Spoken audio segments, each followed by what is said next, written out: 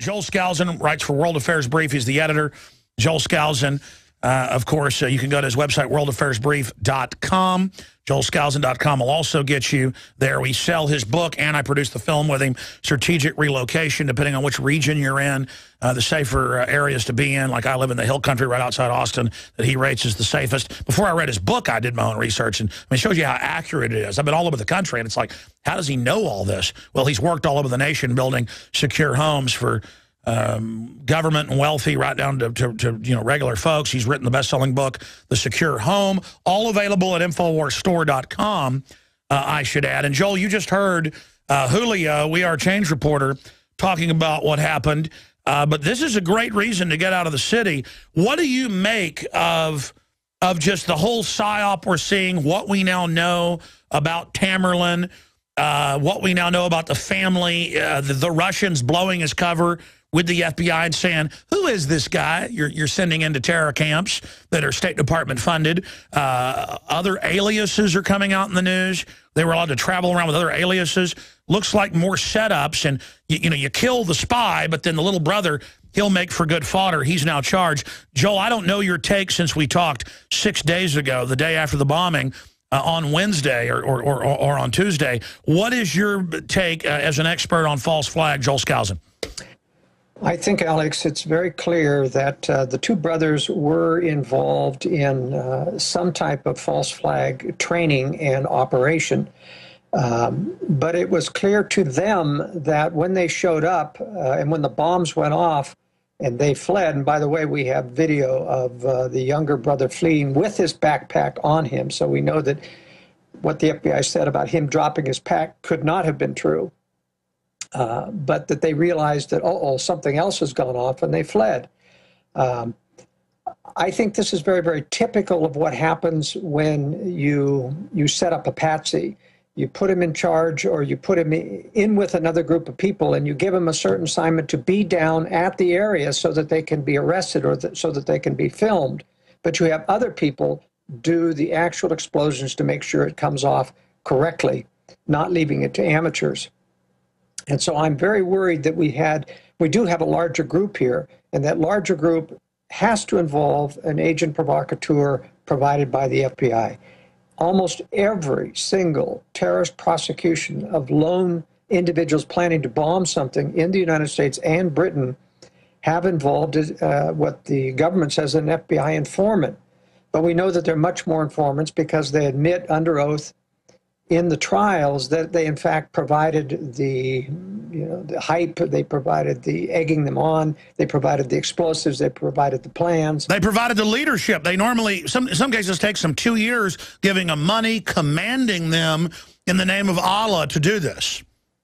That's right. And so I clearly think that these boys were involved in an operation, had gone, or at least Tamerlan had been sent back to the Far East in order to get training or to move around, and that's when the Russians picked him up here and came back. But it was obvious from their statements when they came back, they didn't flee.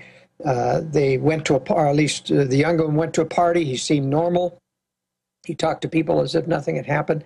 He told his mother that they didn't do it, that he was going to be set up, though. But I think they knew that when the bomb went off without whatever participation they'd been briefed for, that they were going to be set up. I think it was interesting, though, that the police or the FBI called a couple of days after that and talked to them, and yet they didn't arrest them immediately. And I don't know if they wanted them to flee. I'm still unclear, Alex, what this MIT cop had to do or the carjacking had to do with this.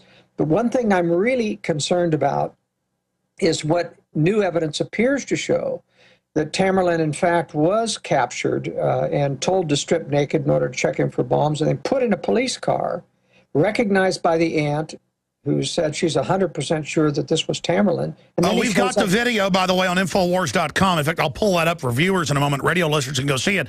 It looks like spitting image. He has a kind of unique bone structure to his face, and And again, he was like a boxer playboy type, not religious, reportedly did drugs and things.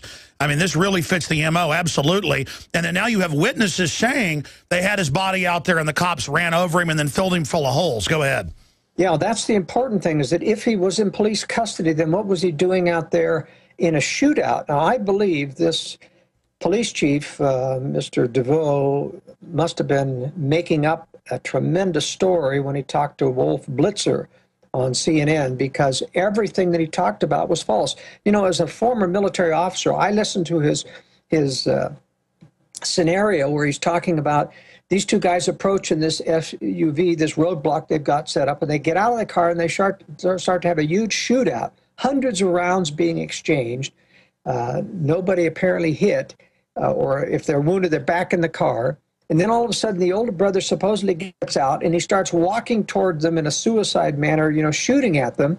And they wound him, and then they say, well, our police guys went and tackled him and handcuffed him, and then the younger kid, you know, got in the SUV and drove towards But them. instead, we have footage that, I mean, not just the face, the shoulders, the bone structure, you know, the boxer body. Reportedly, they call, they go, we're coming to get you. They strip him down, they walk him out, and then they have a fake firefight. And you listen to the supposed firefight, it sounds like one way. I mean, man, this is really bad. And here's my issue. It's so sloppy, Joel Skousen. Again, if you just joined us, editor-in-chief at worldaffairsbrief.com, they were saying, White House officials, former White House officials, Axelrod and others, Tuesday night, they said, look, it's going to be lone wolf domestics by themselves. By Wednesday, they said, we got them, a big announcement. It's going to be the Tea Party. They had a celebration on MSNBC, CNN. I have the clips. I played them.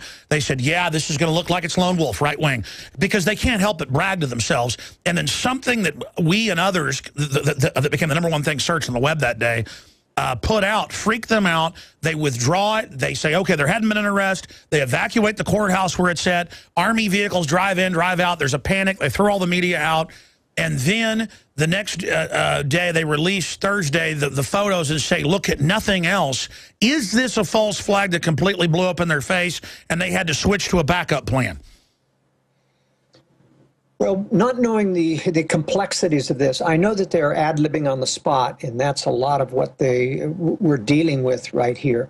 I'm convinced, first of all, there had to be something that the two brothers were involved in, and it had to be larger than them. They were given an assignment to be there, and they were watched by a federal agent, as you carefully pointed out on one of your videos, and they could have arrested them at the same time. You know, the FBI had been in contact with these people at least 3 years before, even though the FBI says only 6 months ago, and I think they're lying. The mother could not have been that far off on her timing when she said 3 to 5 years. Let's just say even if it's 3 years at the earliest. They said, and at the time, that they've been watching and tapping every one of their phones. They watch everything on the internet. There's no way they could not have known what they were planning. So this proves, Alex, that this is a false flag operation, meaning they're part of a group that they know is planning. They're monitoring all of their emails. They're monitoring all of their internet activity. That only can mean that they intended this operation to go forward, but they were looking for a couple of the members of this group that they're going to take down as a patsy. And I don't think we're going to find the so-called rest of the group. And I think that's one of the reasons why they wanted both these brothers dead. And we may find out that, and there's a problem, of course, with Johar, the younger, in the sense that he does not appear to be wounded when he comes out of the boat. And all of a sudden they say there's a self-inflicted gunshot. He doesn't even have a gun in his hand, Alex. How could he have done a self-inflicted wound to the throat? And then 5 minutes later from the video stills, we slowed them down one by one. It looks like they're doing a tracheotomy on him. So you're walking, and now your throat's cut out. And then they said he may never talk again. I mean, this is so obvious. Well, we've seen a lot of history of false flag operations in this country, and, you know, there's a lot of them going clear back to the battleship Maine, the blowing up of the Maine. The Pearl Harbor is one of the best that we have evidence on. We have a tremendous amount of evidence on the Oklahoma City bombing, that it had to be larger than the McVeigh bomb. It had to involve multiple bombs. That's right. Pearl Harbor was a stand down, but still a false flag. That's right. And of course, 9/11, we have tremendous information. I just reviewed the new video showcasing the life of Stephen Jones, who discovered the thermite and documented the evidence, as well as other scientists. And it is a foolproof case that the government used explosives in bringing down these towers. Nanothermite developed by NASA. That's right. And this was a brand of nanothermite that was even more powerful than the existing nanothermite that they were able to get samples of. So we have a tremendous amount of information about these things. And frankly, after listening to Police Chief DeRoe and others, we simply can't trust anything. Well, I mean, I go off my gut, too. I mean, I think that police chief comes off like a big fat gangster to me. Well, what I was trying to say before I got interrupted, when, as a military officer listening, these guys apparently, according to the police chiefs, throw bombs at them, had pipe bombs and had another similar big bomb that put out a big explosion. First of all, the tape recording don't show that any of those bombings are true. It's just the police word for it. And secondarily, are we to believe that they're going to come out from under the cover of their cars and tackle this guy after he runs out of ammunition, knowing that the brother is still there in the SUV with bombs, with weapons, and they're going to come out of their cover and tackle this guy? It just doesn't make sense. In fact, we know that from another witness that, in fact, that never happened, that, in fact, it was a police SUV that ran down Tamerlan. I had tried everything. I'd cut back the amount of food I was eating. I was lifting weights and jogging, but nothing was working. My body was literally starving for minerals and trace elements as well as key vitamins. And as soon as I had that, I immediately could eat half of what I was eating previously and be satisfied. Now, there are hundreds of great products at InfoWarsTeam.com, but I want to point out the 3 that have helped me lose 37 pounds in just 2 months. Products like Beyond Tangy Tangerine, Pollen Burst, and Rebound. When I started taking the Tangy Tangerine and other products every day, I lost more than 37 pounds in just 2 months. Now that's results. I want to challenge my listeners to go to InfoWarsTeam.com and to order just 3 of their products, and you will see the changes in the way you look, feel, and in your appetite almost immediately. Start your journey to health and wellness today. InfoWarsTeam.com. I'll be honest with you, I get on air and just get so many data points that it makes my brain burn because I'm frustrated to see the same thing repeating itself. And it's not my opinion that there's a false flag. All the signs are there. I wish this wasn't a false flag because at least it would just be some little group of crazies. What's scary is that they're going forward with this. Joel, I want to, in the next hour with you, have you really lay out all the inconsistencies that you with precision are breaking down, because I have the same inconsistencies here, but I start hyperventilating. It gets me so upset to see this happening. But I wanted to just briefly, before this hour ends, ask you, what is the political reasoning of this? What is their goal? Obviously, it's a smokescreen. And what do you make of what I call martial law being declared? And, I mean, I'm going to tell you, the cops shut down a whole city and say, we're coming to your house to aim guns at you and your family. That's illegal. And that's a form of assault. And I've had enough of it. And I'm not looking for some type of physical deal. But I've had enough. Joel Skousen, you're a constitutionalist. What do you say on that front? It's interesting they never used the word martial law in Boston. Public safety. And it was just public safety, national security, and they hyped up on everybody's patriotism about this to simply lay down and let the police do anything they wanted. Nobody was thinking about saying to the police, no, you can't come in, where's your warrant, where's the probable cause? And that's what happens when you get, that shows the power of this conflict creation motive. Think what will happen someday when they have nuclear war in America. They won't have to declare martial law. They're simply going to start running through the streets and everyone will say, whatever you want to do, whatever it takes, save us from the situation. So I think it was a very powerful lesson of how far we've moved into, acceding to... America failed a big test Friday. It did indeed. It did indeed. Let me walk through, first of all, these big inconsistencies before I answer the general question on where I think they're taking us for this. In the first place, it's very important to understand that we have forensic evidence that shows that at least one of the explosions, the backpack that housed that explosive, was a black backpack that it had a square label on it, and it had white strips or on the black straps that were on the pack. Neither the pack of Dzhokhar Tsarnaev or his brother Tamerlan matched that description. Number two, we have the video of Dzhokhar fleeing the scene after the bombing with his pack on his back. So he did not plant the bomb. His brother did not plant the bomb that went off. Now that means that someone else did it. And it's very, very suspicious the government would point to only these two people when obviously someone else planted the bomb. And say, whatever you do, don't look at anybody else. Very suspicious. That's right. I mean, they knew there was tremendous independent research went on, and it was especially focusing on these other private security contractors, one of which did loose his pack. The packs did match, in fact, the explosive profile with the square patch on the back. And I'm not saying it's enough conclusive evidence to say that one of those lived, but they were clearly in the area expecting some type of activity. And they had moved away from where the bomb actually went off, were in another position, and they did not react as first responders when it went off. Not whatsoever, except to get on their radios and telephones immediately and start to communicate about them.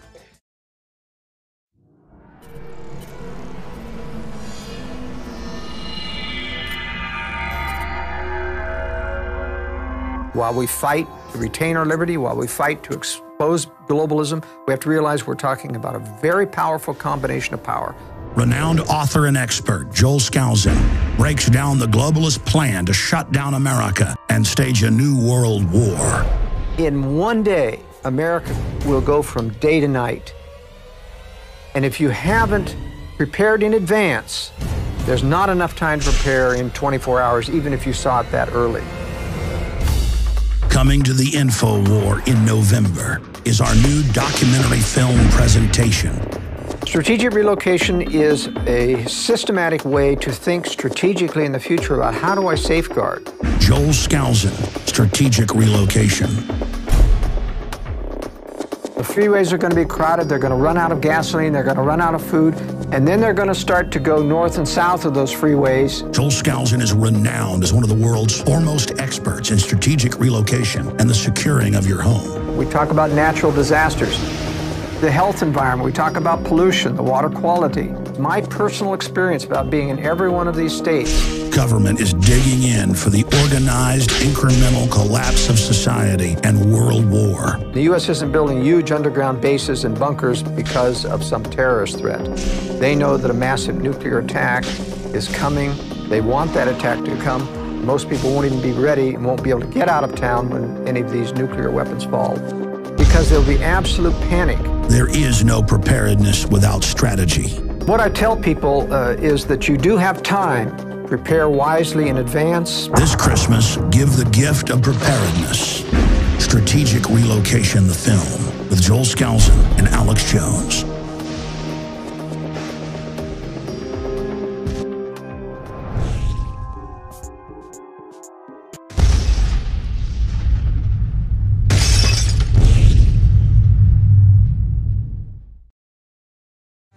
Joel Skousen is our guest. This is a short segment, long segment coming up, then I will get to your calls, folks that are holding.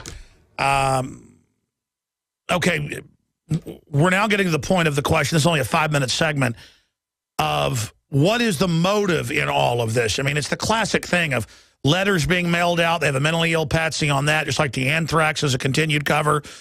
You've got CISPA, you've got the immigration bill, you've got giving Homeland Security more power.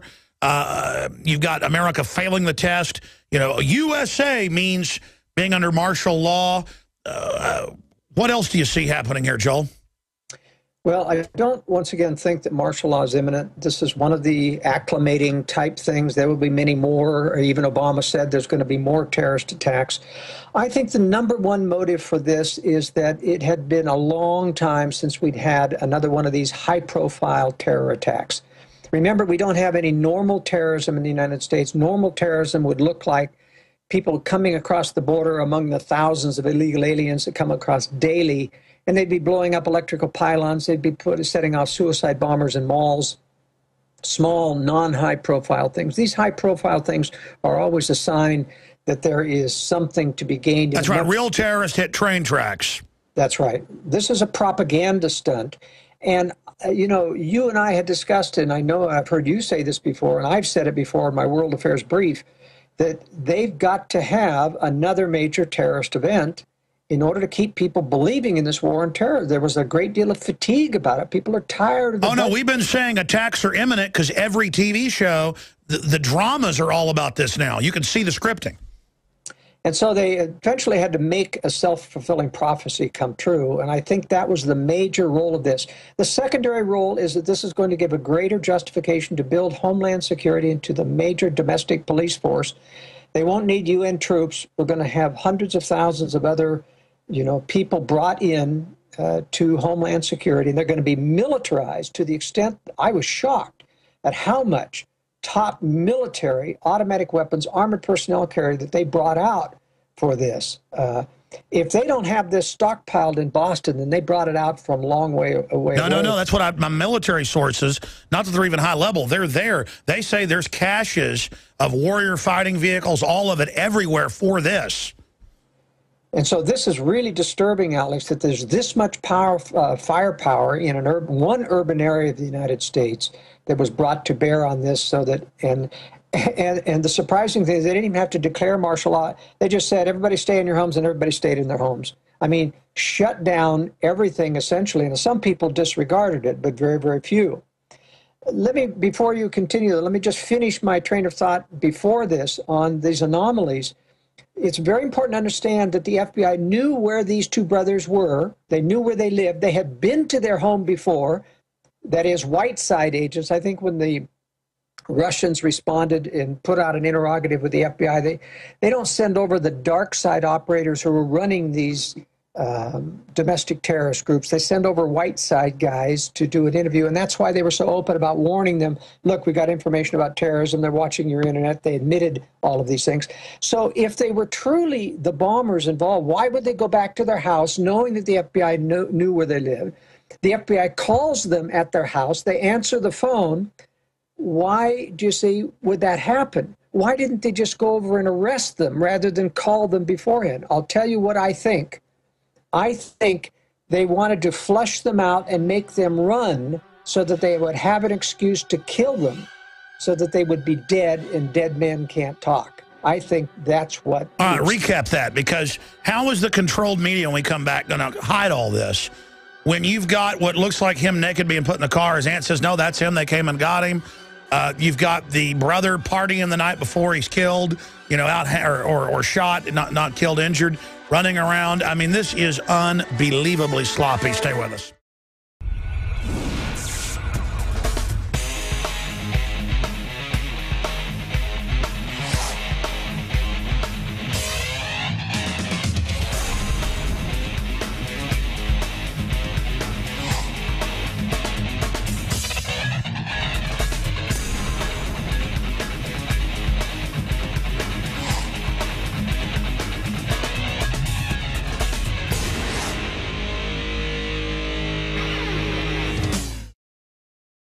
It is incredibly transparent what's happening here. You've got the intelligence agency connections to the brothers. You've got him being reportedly brought to the car. It's him, and then dead, and witnesses saying, no, they put him in the street and ran over him and then shot him full of holes. I mean, this is just outrageous. And they tried to kill the other brother. I was listening to the Scanners live because they had him over Ustream. The Boston police were like, oh, no, the media's got in. Pull them back, and they couldn't stop the media showing the boat they'd shot full of holes, hundreds of holes. Looks like 30, 40 yards of cops with you know, full auto opening up on that boat trying to, quote, kill the suspect.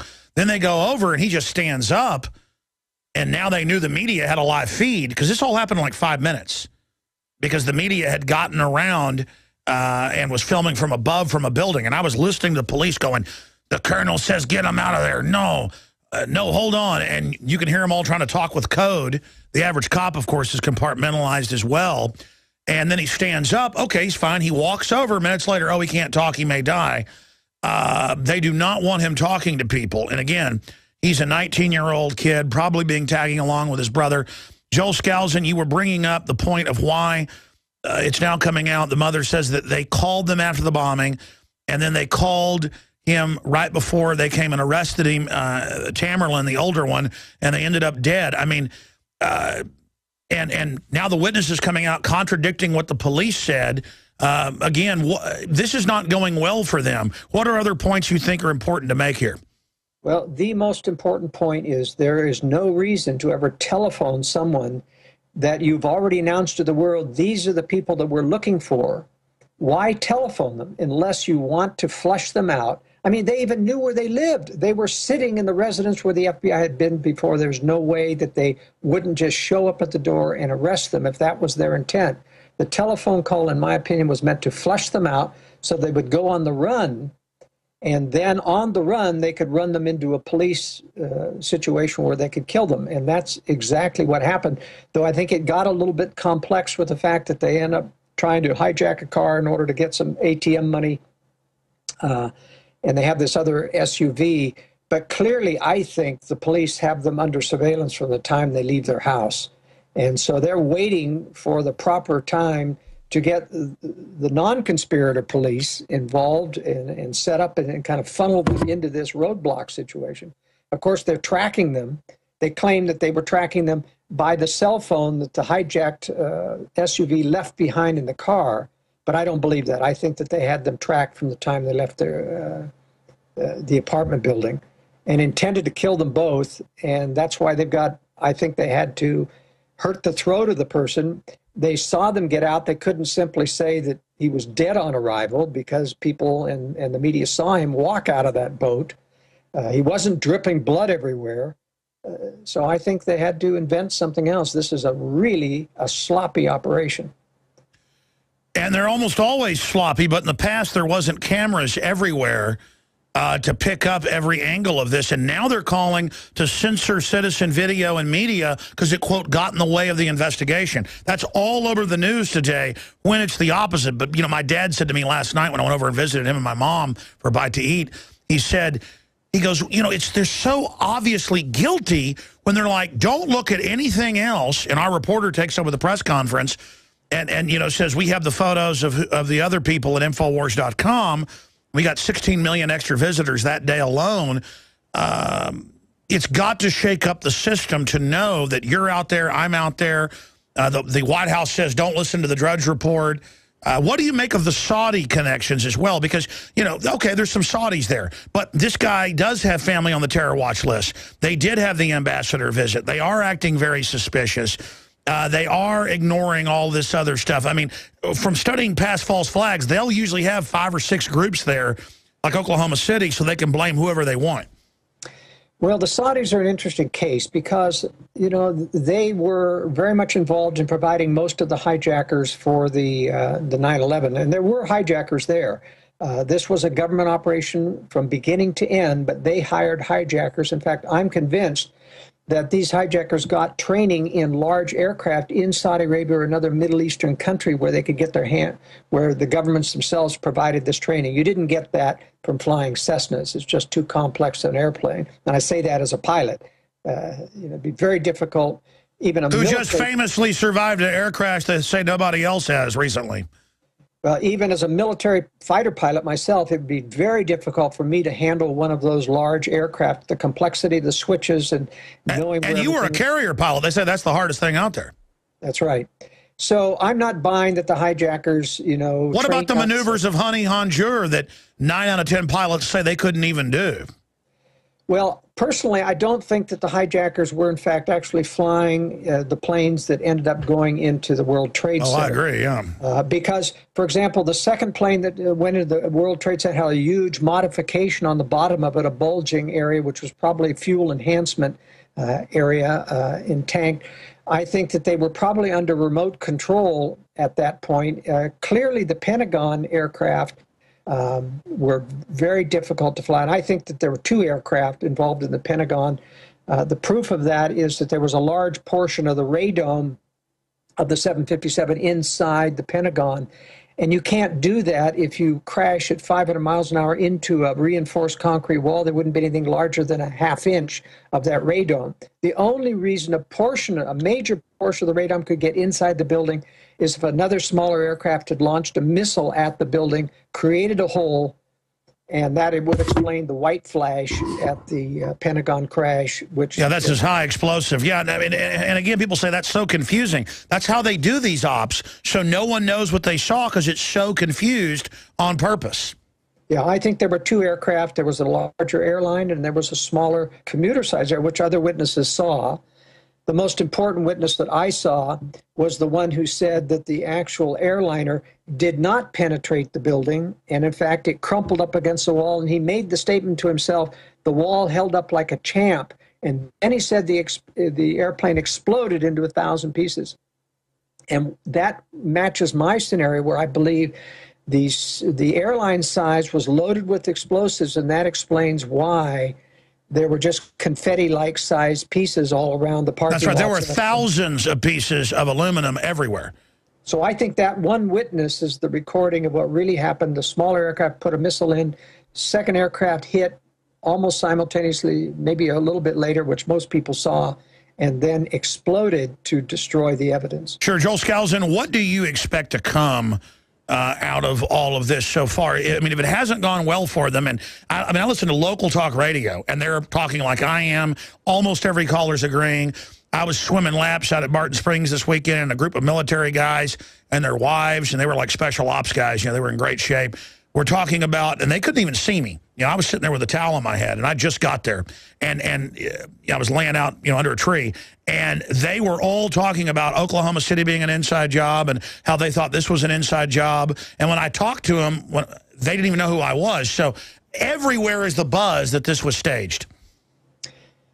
Well, you know, it's interesting that the majority of information comes out later, and when it continues to point towards only things that government could do, as in 9/11, you know, only government could have loaded all those explosives in the World Trade Center. And even if you believe that only World Trade Center 7 was loaded with explosives, still you've got to explain that the terrorists could not have done that. And so the more the government covers up, the more that the government silences information, fails to explain things, the more that it alerts the more than 1/3 of the American people that I believe are suspicious about American involvement in 9/11. It alerts that third to the fact that we've got another false flag terrorist operation to deal with. Now, the government has said they're looking for an additional cell of some 12 people. They kind of give it away. There's no way you'd know that there's a cell of 12 unless maybe they were handling that cell, but or just throwing out a number.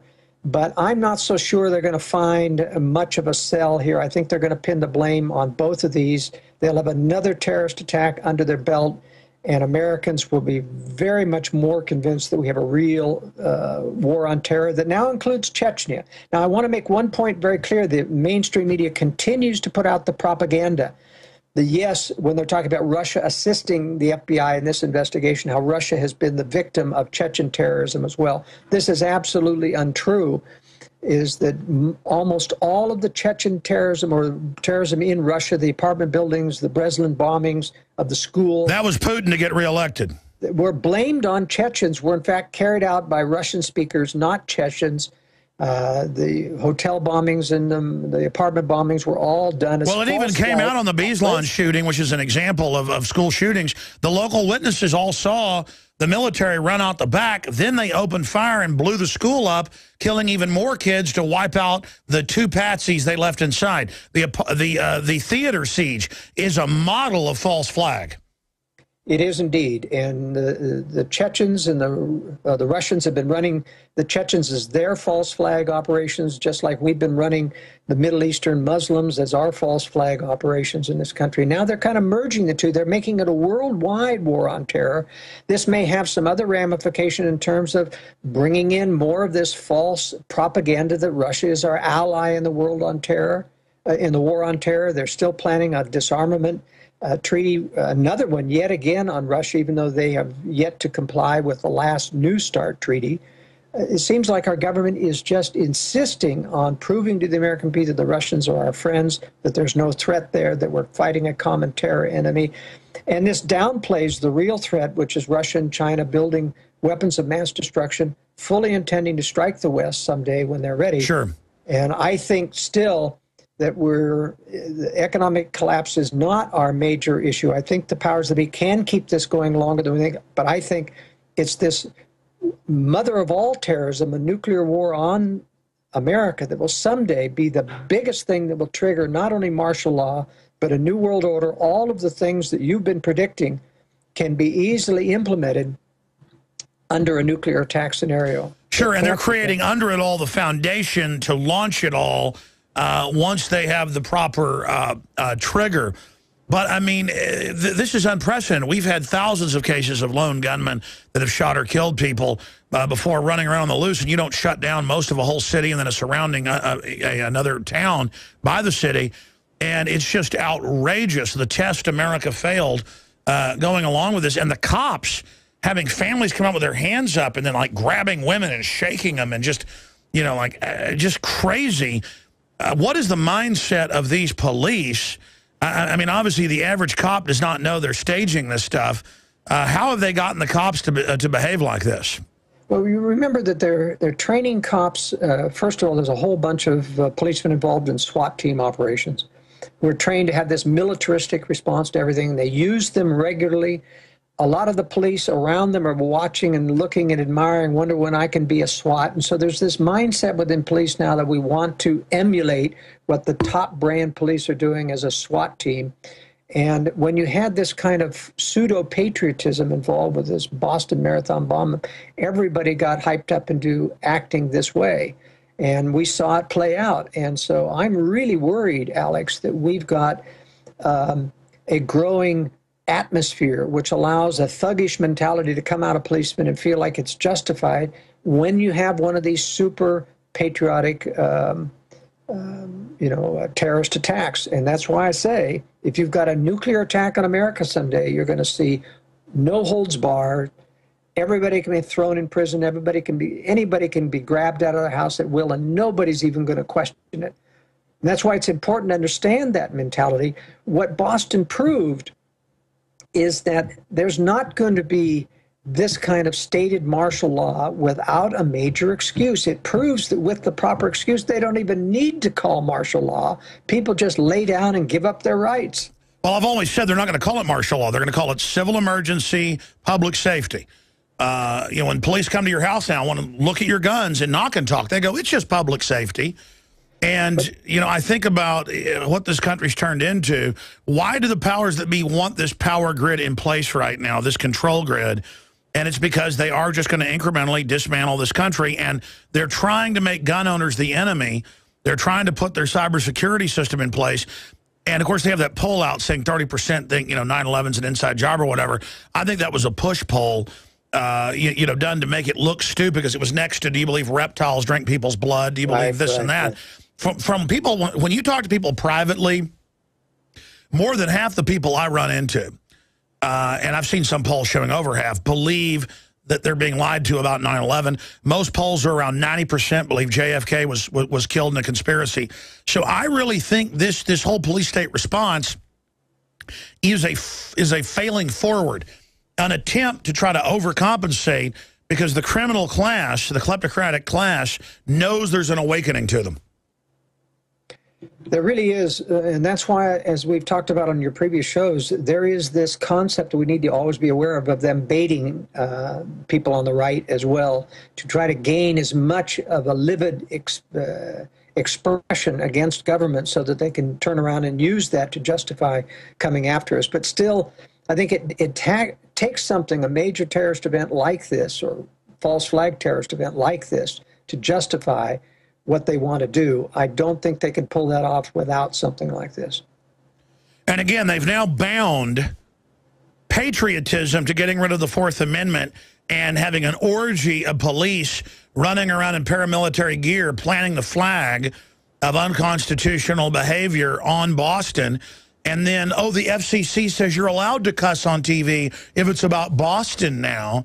I mean, it is just so comically obvious what they're rolling out. And you were on just like 2 weeks ago, I think, and I said, I think a false flag's imminent, and you agreed. Because every cop show, every drama, every Family Guy, you name it, says the Tea Party will join Al-Qaeda and bomb America. I mean, every show that's a drama or a cop show does this. Even shows about remaking houses somehow injected into it, because those aren't really real, folks. Those are scripted as well. They're quasi-fiction, non-fiction reality.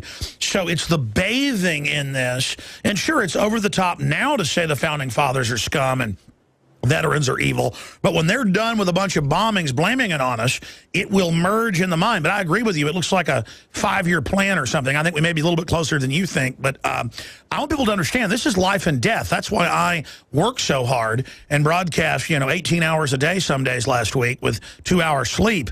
Is because, the audience was there. We had to talk to them. Is that this is so real. I mean, you're not, people ask me, Alex, are you serious about what you're saying? Look at history, folks. It's happening. Yes, I'm serious.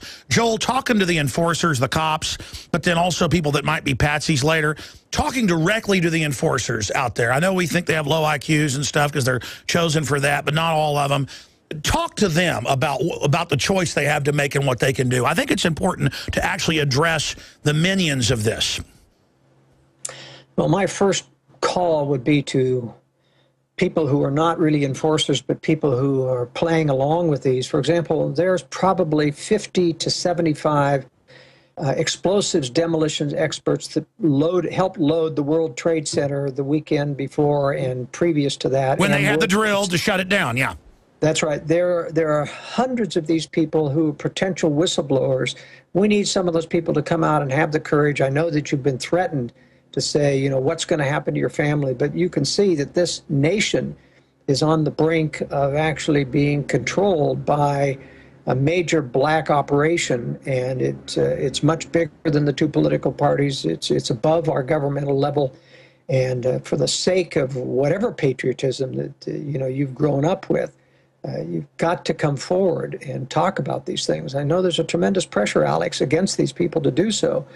But, we've had some, like the shooters on the grassy knoll. We had 2 of them, deathbed-type confessions, who were both in prison, said they worked for the mafia and the CIA, both interchangeably on special operations like this. They did shoot the president from the grassy knoll.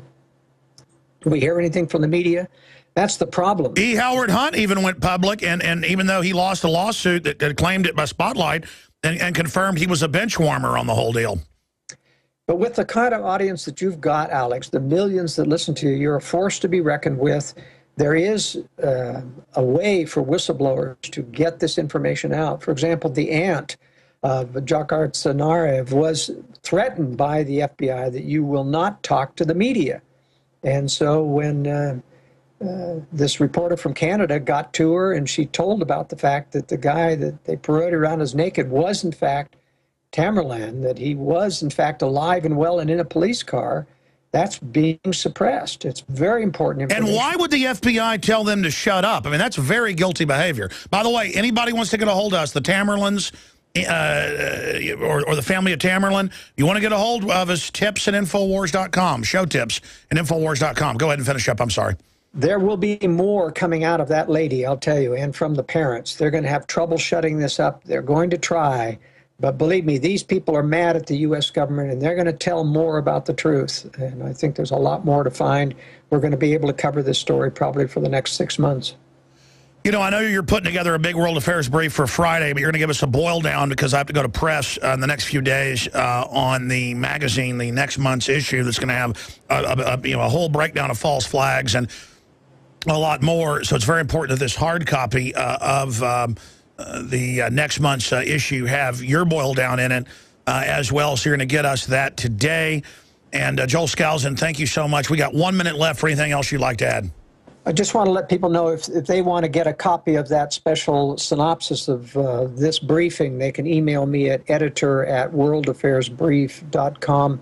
Alex, I want to applaud what you're doing. I know you're taking a lot of flack for what's going on, but that means you're effective.